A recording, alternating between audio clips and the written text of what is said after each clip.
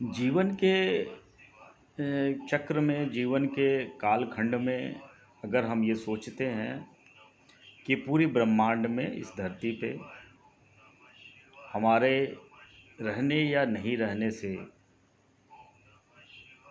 किसी के जीवन में क्या प्रभाव पड़ेगा, तो यह केवल अपनी सोच हो सकती है।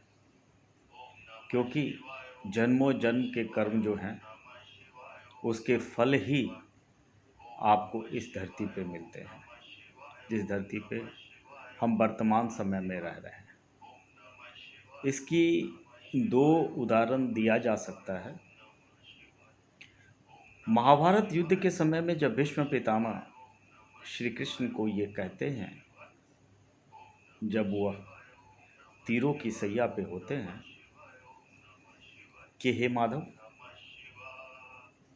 मेरा क्या दोष था जो मैं इस स्थिति में आज यहाँ हूँ, तो स्वयं प्रभु श्री कृष्ण कहते हैं, पितामह, ये आपके जन्मों का फल है। तो भीष्म पूछते हैं कि मैं तो 100 जन्म को देख चुका हूँ और मेरे ऐसे कोई कर्म नहीं हैं जिससे हमें यह पीड़ा से गुजरना पड़े।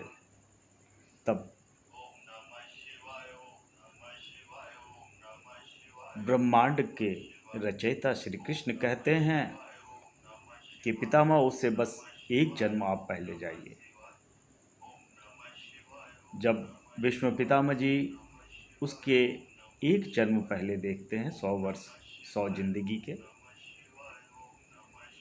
तो वो पाते हैं कि वह राजा के रूप में जो उनके रथ के आगे से एक सांप जा रहा था, उसे उन्होंने तीर से उठा के साइड किया, एक तरफ रखना चाहा,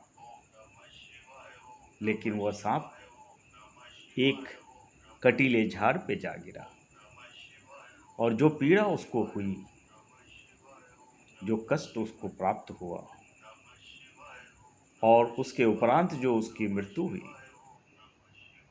वह भीष्म पितामह जी को अपने इस जन्म में देखने को मिला। यह वस्तुस्थिति यह बताती है कि किसी भी जन्म के कर्म के फल आपको किसी भी जन्म में मिल सकते हैं, परंतु अगर आपके कर्म फल बहुत ही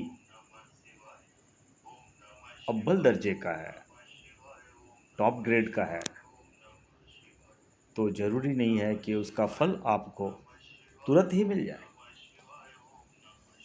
समय लग सकता है, जन्म लग सकता है, बट उस फल को लिए बिना आप जा नहीं सकते। पूरी ब्रह्मांड का जो निर्माण हुआ है वो इसी के फलस्वरूप हुआ है। दूसरी कथा जो आती है, जब पांचों पांडव स्वर्ग पहुंचते हैं महाभारत युद्ध के समय और पूरा अपना राज भोगने के बाद, तो अर्जुन देखते हैं सामने अभिमन्यु बैठे हुए हैं। अर्जुन व्याकुल होकर अभिमन्यु के पास जाते हैं और कहते हैं कि मेरा पुत्र हो तुम, और वो बड़ी ही व्याकुलता दिखाते हैं अभिमन्यु के सामने। अभिमन्यु उनको कहते हैं कि आप विराजमान होइए और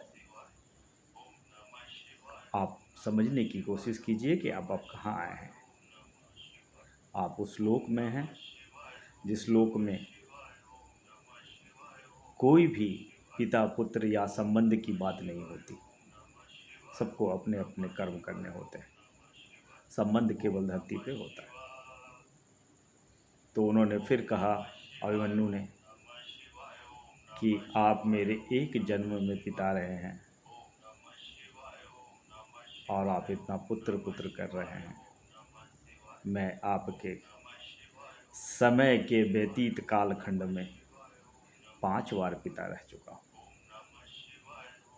तब अर्जुन इस बात को समझते हैं कि यह धरती जो है केवल सब अपने अपने कर्म करने के लिए आते हैं और सब अपने अपने कर्म फल से या तो फलीभूत होते हैं, अभिभूत होते हैं और फिर अगले कर्म के क्रम में लग जाते हैं।